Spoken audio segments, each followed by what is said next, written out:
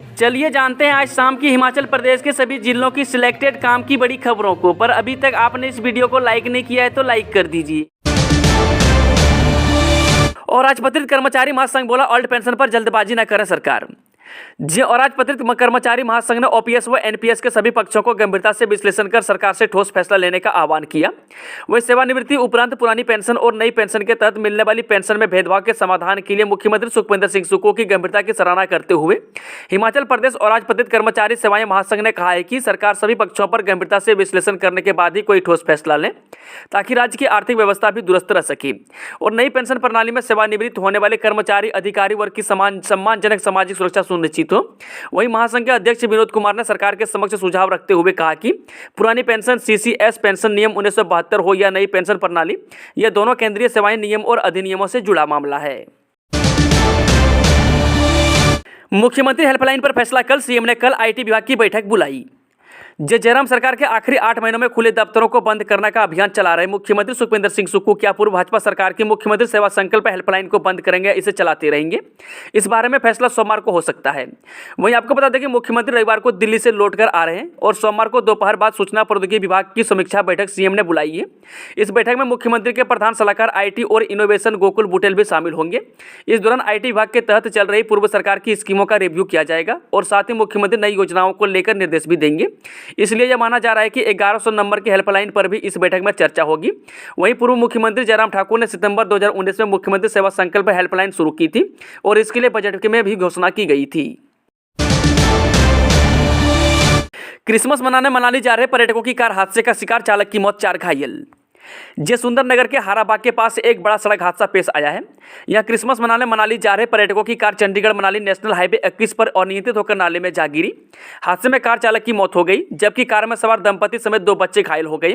वहीं घायलों को इलाज के लिए अस्पताल में भर्ती करवाया गया है। सूचना मिलते ही पुलिस ने मौके पर पहुंचकर घटना के संबंध में मामला दर्ज कर छानबीन शुरू कर दी है। पूर्व सीएम जयराम ठाकुर होंगे नेता प्रतिपक्ष, भाजपा विधायक दल की बैठक में हुआ फैसला। रविवार को शिमला में हुई भाजपा विधायक दल की बैठक में पूर्व मुख्यमंत्री जयराम ठाकुर को विधायक दल का नेता चुना गया है। अब वो नई विधानसभा में नेता प्रतिपक्ष की भूमिका में होंगे। इस पद के लिए भाजपा में 3 लोगों में से चयन होना था, जिसमें जयराम ठाकुर के अलावा सतपाल सिंह सत्ती और विपिन सिंह परमार के नाम भी थे। वहीं आपको बता दें कि भाजपा विधायक दल की बैठक विली पार्क शिमला में हुई, जिसमें हिमाचल भाजपा के पूर्व प्रभारी मंगल पांडे ने जयराम ठाकुर को नेता प्रतिपक्ष चुने जाने का ऐलान किया। शीतलहर के चलते जिला ऊना के स्कूलों की टाइमिंग बदली, आधा घंटा देरी से खुलेंगे स्कूल। हिमाचल के निचले इलाकों में एकदम से तापमान में गिरावट और शीतलहर के चलते स्कूलों की टाइमिंग में बदलाव कर दिया गया है। दरअसल जिला ऊना में इन दिनों में शीतलहर और धुंध देखने को मिल रही है। इसी के चलते अब डिस्ट्रिक्ट मजिस्ट्रेट की ओर से ये आदेश जारी किए गए हैं। वहीं आपको बता दें कि इसमें सुबह आधा घंटा देरी से यानी 9:30 बजे स्कूल लगेगा। पिछले काफ़ी दिनों से वहां पर तापमान माइनस में चल रहा है और स्कूल जाने वाले बच्चों को इसमें सबसे ज़्यादा दिक्कतें झेलनी पड़ रही है। छात्रों के स्वास्थ्य और सुरक्षा को देखते हुए यह फैसला लिया गया। इस बारे में डिप्टी डायरेक्टर को भी निर्देश जारी किए गए हैं।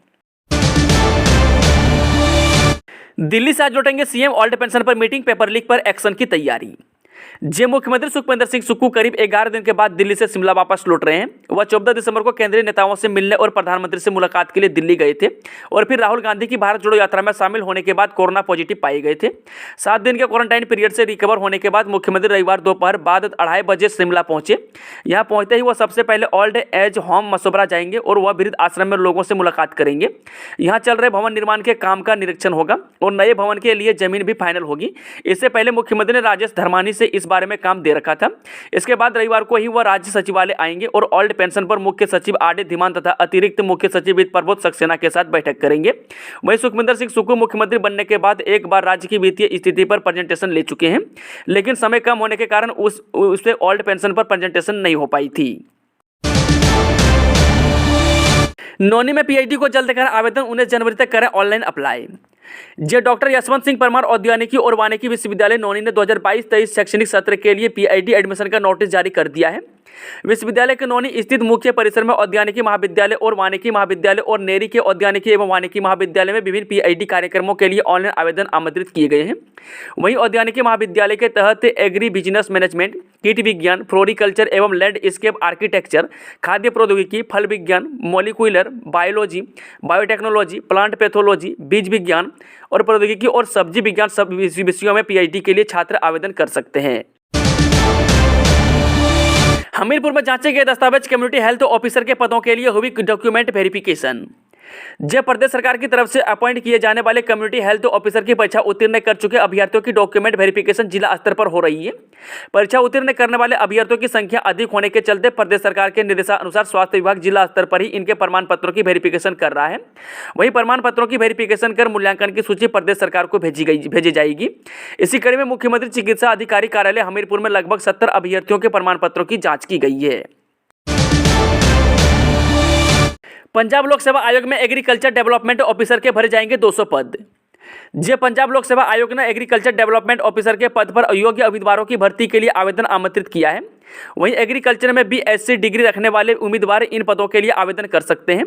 इच्छुक उम्मीदवार आवेदन करने के पंजाब लोक सेवा आयोग की आधिकारिक वेबसाइट देख सकते हैं।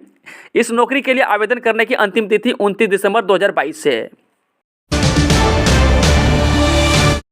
राजभवन पहुंची दफ्तर बंद करने की लड़ाई, बीजेपी ने राज्यपाल के माध्यम से पीएम को भेजा ज्ञापन, सत्ता पक्ष विपक्ष में बढ़ रहा टकराव।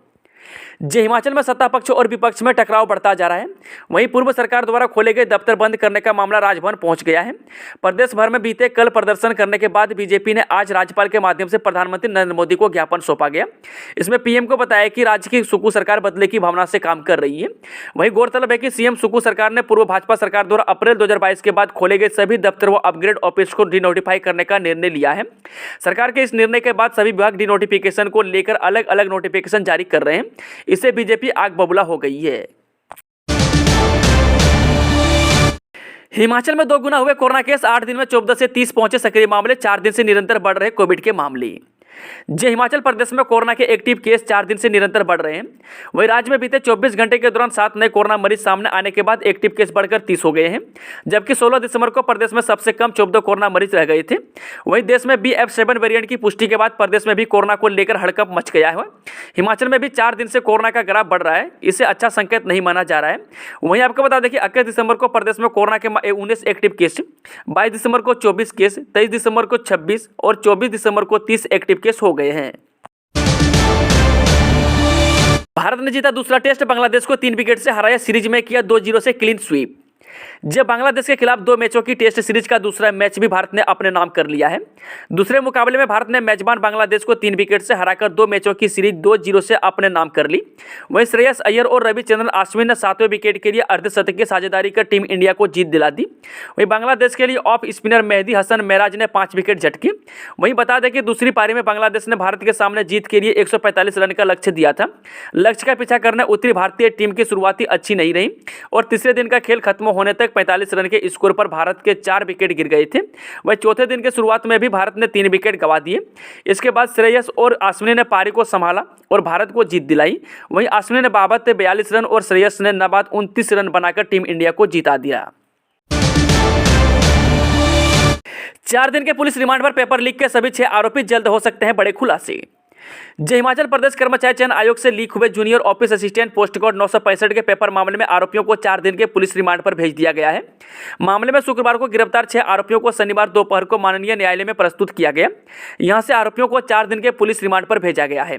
सूत्रों की माने तो विजिलेंस की तरफ से 5 दिन के रिमांड की डिमांड की गई थी, हालांकि न्यायालय की तरफ से 4 दिन का ही रिमांड दिया गया।